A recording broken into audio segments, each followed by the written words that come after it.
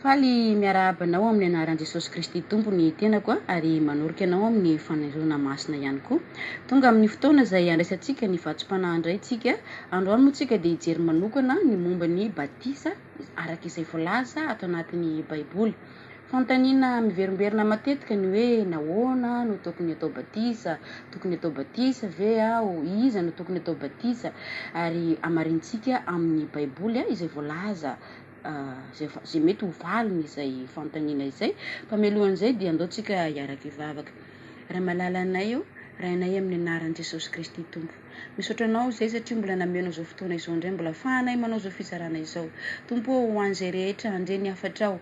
Ianao aniny hanokatra amin'ny masom-panahiny mba hatakarany izay tianao ambara ary ny tenako izay tendrena hitondra ny hafatra. Hampangino ny momba ny tenako rehetra ary tendrena ny lelako hiteny tahaka ny efa mahay ka aoka ny teninao reriany no renesiny eto. Hampangino ny momba rehetra ary mifonako aminao raha toka misy latsaka na koa misy mihoatra ny teny izay ampitondrainao ahy, fa ianao kosa ne tompo anao mola vola izany teninao zany ao am-pony tsirairay izay mandre izao hafatra izao amin'ny anara maheron'i Jesosy Kristy tompo. Aleluia, amen. Ny teny hoe batemo raha avana dia avy amin'ny hoe immerger na koa hoe plonger, zany hoe dikany teny hoe batisa dia hoe ajoboka. Izay zany ny tena hoe mahazaka azy raha jerena amin'ny dictionnaire hoe ajoboka no votoatin'izay teny izay. Jery manokana antsika ety ampandohana momba ny batisa amin'ny Jesosy. Vadio ny Baibolinao ato amin'ny Matthieu toko 7 dia ny 7:12 no iarahantsika mamaky dia ajanona hatreo amin'ny 7:12. Toy izao ara ny vaky ny teny. Ary tamin'izay Jesosy dia avy tany Galilea ka tonga tao amoron'ny Jordana. Dia nanantona ny Jaona izy mba atao ny batisa. Fa Jaona nanda azy ka nanao hoe, izaho no tokony ataonao batisa ka ianao indray va no makaty amiko. Fa namaly Jesosy ka niteny taminy hoe, ekeo ihany ankehitriny fa izao no mety amintsika hatateraka ny fahamarinana rehetra ka dia nekeny izy. Amen. Jesosy moa ravana ilay teny tonga nofo dia nanananaka ny Virjina ary niteraka dia Jesosy no anarany ary raha feno 7 andro izy dia tahaka ny lalànan'i Mosesy nakatoy izany ireo ray aman-dreniny ka nitondra azy teny amin'ny tempoly natolotra zany izy tamin'ny 7 andro dia avy eo moa izy natao niforana amin'izay. Fa rehefa lehibe kosa izy tonga ny fotoana anaovany asan'Andriamanitra dia nanantona ny Jaona mpanao batisa izy tamin'izany fotoana izany satria i Jaona no nanao batisa ny olona rehetra ary Jesosy ihany koa dia mahatsapa fa tokony anaraka izay lalàna fa napetrak'Andriamanitra izay izy. Eto moa tsika dia miresaka momba ny batisa ny famelan-keloka, ny batisa ny fibebahana zany. Jesosy dia tsy mba nanota ary tsy mba nahitana ota izy. Raha nanota Jesosy tsy tateraka ny famonjenantsika. Tsy mba nahitana ota izy kanefany eto izy dia milaza marimarina kokoa fa niditra tamin'izay batisa izay Jesosy mba ho fakatahaka ho atsikany ka hoy izy hoe amin'ny 7:12 dia miteny hoe ekeo ihany ankehitriny fa izao no mety amintsika. Iza moa ilay isika voalaza eto? Mety amintsika. Tsy niteny Jesosy izay no mety amiko fa mety amintsika. Dia ilay itsika zany dia izay rehetra manaraka an' Jesosy dia tokony hiditra amin'izay satria izay no mety amintsika mba hahatateraka ny fahamarinana rehetra.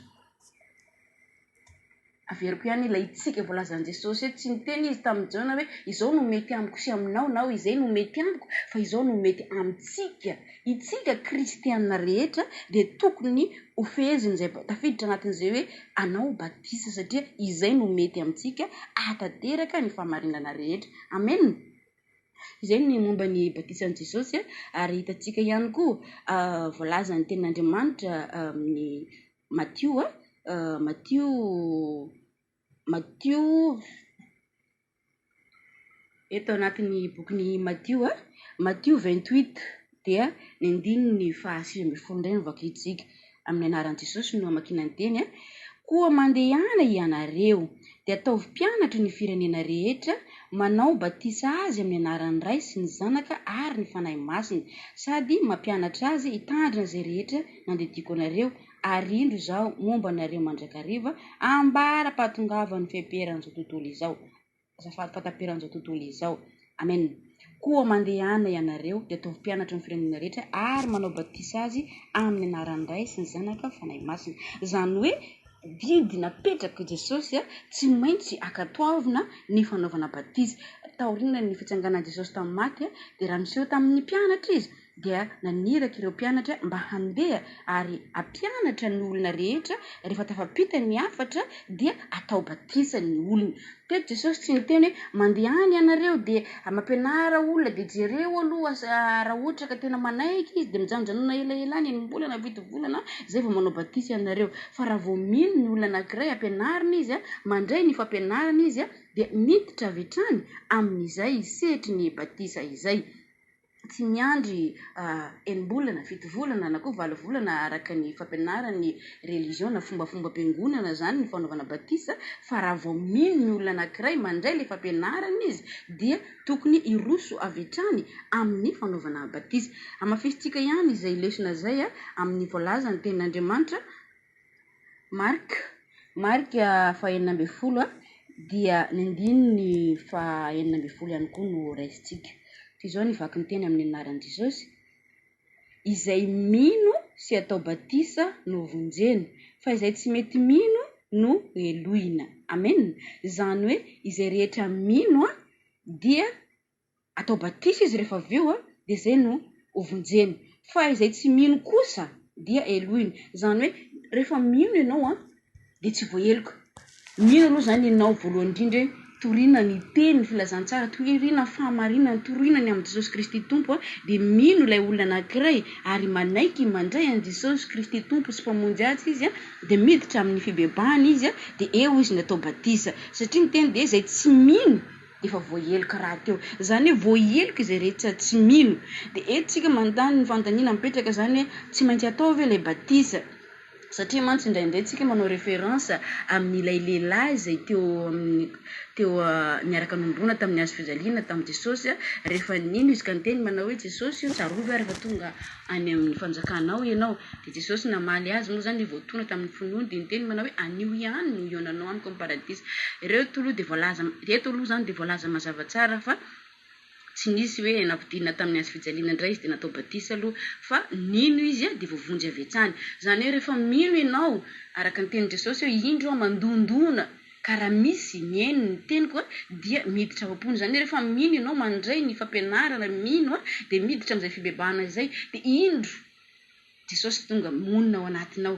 Dia ny batisa zany engagement izay tena hoe anehoana an'izay hoe nanaiky marina ianao fa Jesosy Kristy Tompo no tompo sy mpamonjy ianao. Ohatrany hoe mpivady anankiroa nifanaiky mifankatia izy ireo dia niditra amin'ny fisoratam-panambadiana amin'izay izy na koa mariazy hoentina engagena an'izay. Ka raha ohatra zany misy olona anankiray hoe za mino an' Jesosy fa za tsy mila atao batisa, manda akitsy rano zao izy non za tsy mila an'izay batisa zay. Amin'izay fotoana zay dia misy tsy fankatoavana ny tenin'Andriamanitra, tsy fankatoavana akitsy rano zao ny tenin'Andriamanitra. Ka Jesosy dia izay makatoa ihany no ilainy, izay makatoa ny teny ihany. Fa raha ohatra hoe zavatra tereny zavatra anankiray ny fiainana ataontsika hoe misy amin'ny toerana tsy afaka hanaovana izay batisa zay ny olona anankiray ohatra dia tsy afaka manao an'izay izy kanefa izy nino nandray an' Jesosy tompo sy mpamonjy azy izy dia efa mazava ho azy efa voavonjy zany izy. Kanefa kosa tsy maintsy hoe tokony hataony izay batisa zay mba hanehoany ampabe maso fa nanaiky an' Jesosy izy. Fa ny tompo dia niteny mihitsy raha mandaha eo mason'olona ianareo dia ho lavika ihany koa. Ka ny batisa zany engagement ilazana fa an' Jesosy ianao, nanaiky azy ampabe maso ianao, nanaiky azy eo anoloan'ny olona ianao. Izay zany no anaovana batisa antsika. Fa raha ohatra ka averiko ihany raha sitraponao satria tsy haiko hoe menatra sa maninona no tsy hidirana amin'izay batisa zay. Misy mantsy olona sasany miteny mbola tsy tokony izao ny anaovana batisa fa mbola inona indray. Andriamanitra dia tsy miandry fotoana zany, fa raha vao manaiky ianao tonga dia fa acceptenao zay. Fa izy tsy mbola iandriandry indray andrasindray aloha sao dia mbola hiamotra ihany ianao, fa ianao ihany no mahataraiky an'izay. Ka raha toka zany sitrapo no andanana izay batisa zay dia fahotana izany satria manda an' Jesosy akitsy rano tsotro izao ka tsy te hiditra amin'izay hoe engagement zay. Ataontsika zao raha misy vehivavy anankiray miteny amin'olo ity vina ihany raharahantsika sery dia andraso aloha mametra-panontaniana ilay lehilahy satria sao dia mbola hisaraka ihany. ka sao dia mba izay ihany koa no mahatonga anao tsy te hiditra amin'izay batisa zay ka tsarovy tsara fa jesosy dia tsy mila fo mizarazara fa ny olona miangaze tanteraka no ilainy. Amen. Araka ny voalaza teo ihany mino ianao dia mibebaka ianao dia miditra amin'izay sehatry ny batisa izay. Ka raha ohatra zany ny olona anankiray hoe tsy manaraka an'izay ny zavatra nataony dia tsy tanteraka ihany zany, satria voalohany indrindra aloha hoe tsy maintsy andoava ny finoana dia avy eo amin'izay mibebaka dia zay vao miditra amin'ny batisa. Ka raha ohatra ianao hoe tsy mibebaka na koa tsy fantatra ao akory hoe maninona ianao no tokony atao batisa dia dikan'izay no andro fotsiny ianao fa tsy natao batisa, satria ny batisa dia fanehoana pahabe maso fa nanaiky nibebaka tokoa ianao ka niala tamin'ny maizina nakany amin'ny mazava. Satria raha vao mino tsika ka mandray an' Jesosy ho tompo sy mpamonjy atsika dia tafafindra ho ny tenin'Andriamanitra hoe tafafindra niala tamin'ny maizina nakany amin'ny mazava amin'izay tsika. Ka ny fibebahana dia mihaiky ilay fahotana ianao dia manaiky fa hiala tamin'ilay izy diso aho lalana diso ty naleoko ty manomboka izao aho dia andeha amin'ity lalana marina ity, dia aseho apahabe maso zay amin'ny alalan'ny batisa. Ndao vakitsika ihany koa ny apôstôly toko 2 dia ny 7:30 no raisitsika amin'ny anaran'i Jesosy. Ary Petera taminy mibeba ary aoka samy atao batisa amin'ny anaran'i Jesosy Kristy ianareo rehetra mba hahazo famelana ny helokareo ary ianareo handray ny fanomezana dia ny fanahy masina. Amen. Ity ny toriteny izay nataony Petera rehefa nitoriteny teo ankianjan'ny tempolo izy hoe mibeba, tsy maintsy eloavany ny fibebahana ny batisa. Mibebaka ianao, averina ihany ny mibebaka dia manenina amin'ilay ratsy fatao ka tapa-kevitra fa hiala amin'izany. Ka raha tena tapa-kevitra tsika hiala amin'izany omeny tompo atsika ny hery hanoerana izany. Fa raha ohatra hoe eo ambava fotsiny fa ny any am-pony ao mbola makamamy ilay fahotana dia tsisy dikany zany ny fibebahana, fa ny fibebahana dia manenina ary miova lalana indray. Ka hoy Petera hoe mibeba ianareo ary aoka atao batisa, zany hoe mibebaka aloha le olona dia manaiky atao batisa dia avy eo izy andray fanomaizana dia ny fanahy masina. Amen. Eto zany tsika dia mbola mijery hatrany nahoana aho no tokony atao batisa. Voalohany indrindra fankatoavana ny tenin'i Jesosy fa manarakaraka an'izay hoe tsika dia modely faratampony ho atsika Jesosy, ka raha Jesosy Kristy tompo izay tsy nahitana fahotana aza niditra tao anatin'izay dia tokony miditra amin'izay koa tsika. Ary ny batisa ihany koa dia tsy maintsy andoavany ny fibebahana, fa raha tsy mibebaka ny olona atao batisa, raha tsy mino ihany koa izy dia tahaka ny olona no andro ihany, fa tsy mampiova ninina mihitsy ny batisa iny akory, satria engagement iny raha tsy fantatra ao akory hoe amin'izy ianao ny atao engagement dia sahalan'ny olona tsy manambady ihany zany ianao. Amen. Ary manarakaraka an'izany ihany koa dia hitantsika ato anatin'ny baiboly ny asan'ny apôstôly mantsy matetika ireo mpianatra dia nanao batisa amin'ny anaran'i Jesosy, ka dia niverimberina mihitsy matetika hoe amin'ny anaran'i Jesosy, amin'ny anaran'i Jesosy, satria mitovy ihany ray zanaka fanahy masina Jesosy ihany izany. Fa Jesosy kosa naniraka hoe manaova batisa any olon-drehetra amin'ny anaran'ny zanaka ray fanahy masina, zany hoe mitovy ihany izany. Fa mpianatra zany rehefa lasa Jesosy dia ny mpianatra amin'izay no nanao batisa. Ary hitantsika fa niverimberina mihitsy ny fanaovan'izy ireo batisa. Petera moa dia nanao batisa imbetsaka mihitsiny. Ary hitantsika koa ny batisa ny Paoly rehefa niona tamin'i Jesosy izy tany amin'ny lalana makany Damaskosy, ary tao anatin'izay dia nino an'i Jesosy izy ary rehefa mivavaka izy dia nahita fahitana fa ho avy Ananiasy hametra tanana aminazy dia ho sitrany izy dia hiratra indray ny masony. Ary rehefa vita zany, satria nino i Paoly izay mbola Saoly moa izy tamin'izany fotoana zany, nino an'i Jesosy izy dia niditra tamin'izay batisa izay. Ndao andray tsika hijery momba n'ilay batisa n'ilay lehilahy tandapa. Amarinina amintsika hatrany hoe ny batisa dia tokony hialoavany ny fibebahana hatrany. Ato amin'ny asan'ny apôstôly indray toko 9 no vakitsika hijerevantsika ilay batisa n'ilay lehilahy tandapa. Nisy lehilahy anankiray izay niakatra tany Jerosalema andeha hivavaka. Raha teny an-dalana izy dia niteny tamin'ny Filipo ny anjelin'Andriamanitra hoe miakara amin'io kaleson'io lehilahy tandapa io ianao. Atao anatin'izay moa ilay lehilahy tandapa zany tsy nalala ny tenin'Andriamanitra izy, tsy nalala momba an'i Jesosy izy ka nanantona azy Filipo nanontany azy hoe fantatrao ve izany teny vakinao zany. Ndao vakitsika ny teny manomboka amin'ny 9:7-30 ka 8-30. azafady kely azafady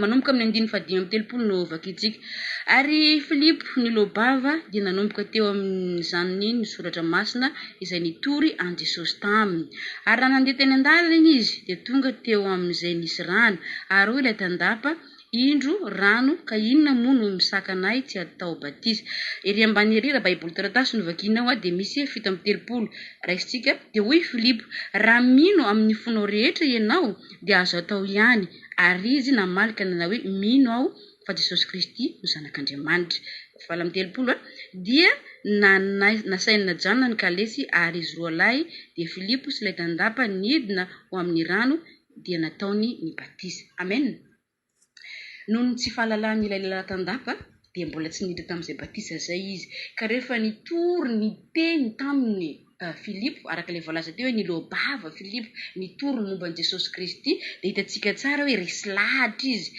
lahatra izy ka dia nanaiky ka Filipo kory tsy niazakazaka avy hatrany hoe ty lehilahy tandapa ty olona okipedy ty fa ale tonga dia atao batisa avy hatrany fa sao dia mivadikevitra eto indray ty fa namafisiny tsara tany am-pony aloha namafisiny tsara aloha hoe tena mino tokoa ve ity olona zay nitoriko ny teny ity tena noraisiny tokoa ve ilay fampianarana zay nitoriko taminazy teo zany hoe ny tenin'ny Filipo zany okay izay ary ny momba ny Jesosy ka tena mino tokoa va ianao tena resy lahatra va ianao ka hiala amin'ny ratsy fataonao fa anaraka ny tenin'Andriamanitra izay nitoriko taminao teo dia namaly ilay lehilahy hoe eny mino aho zany hoe mino zany izy fa Jesosy Kristy tompo dia zanak'Andriamanitra tonga isolo voina ny fahotantsika rehetra ary amin'ny anarany no azahoana famelan-keloka ka hoy Filipo manao hoe raha mino amin'ny fonao rehetra ianao zany hoe ny batisa raha vavy raha nada dia tsy maintsy andoavany ny finoana raha mino amin'ny fonao rehetra ianao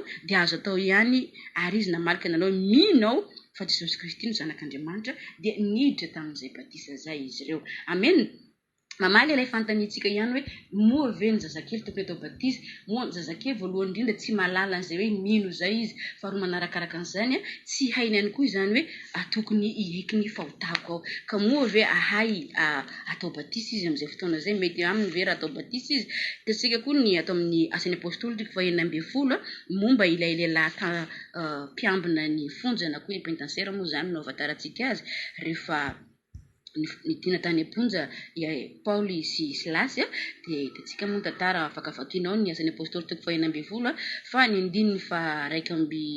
13 ihany no raisina amin'ny anaran'i Jesosy satria dia ny fotoanantsika dia kely dia kely ka iazana fitinana ny fampianarana ary rehefa nentiny nivoaka izy roa lahy dia hoy izy tompoko inona no mety ataoko mba hovonjena aho dia hoy izy roa lahy minoa an Jesosy tompo dia hovonjena ianao sy ny ankonanao ary izy roa lahy nitory ny tenin'ny tompo taminy sy tamin'izay rehetra tao an-tranony ary nandray azy roa lahy izy tamin'izay ora izay ny alina iny ka nanasa ny diakapoka ary natao batisa tamin'izay izy mba amin'izay azy rehetra amen izay rehetra tao an-trano zany no notoriana ny filazantsara rehefa nitoriana izy ireo dia nino ary niditra tamin'izay sehatry ny batisa izay dia fantaniana mipetraka hoe raha toa ve ka nisy zaza kely tao moa ve niditra tamin'izay batisa izay fa valiny avy hatrany dia hoe tsia satria ilay zazakely tsy nahay na an'izay ilay fampianarana ary ilay zazakely tsy nahafaka hoe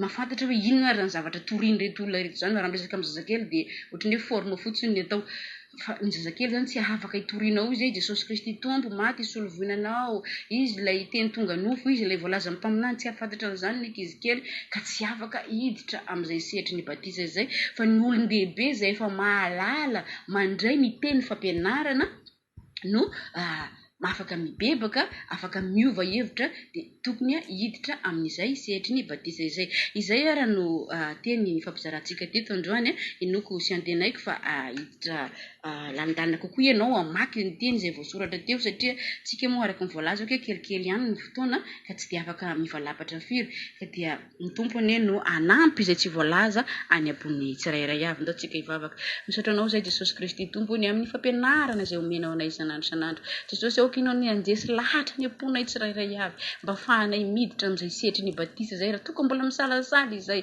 tompo androany dia aoka ny amin'ny alalan'ny teny zay nyzarainao teto ho fandresen'ny dahatra ny anay mba irosoanay alalan'ny dalina amin'izany jesosy malalo ka dia idiranay amin'ny engagement ka dia iaiky ny fahotanay izay ary iala amin'izany arenao kosa anome hery anay mba hoentina manohitra izany amin'ny anara maherin' jesosy kristy tompo halleloia amen.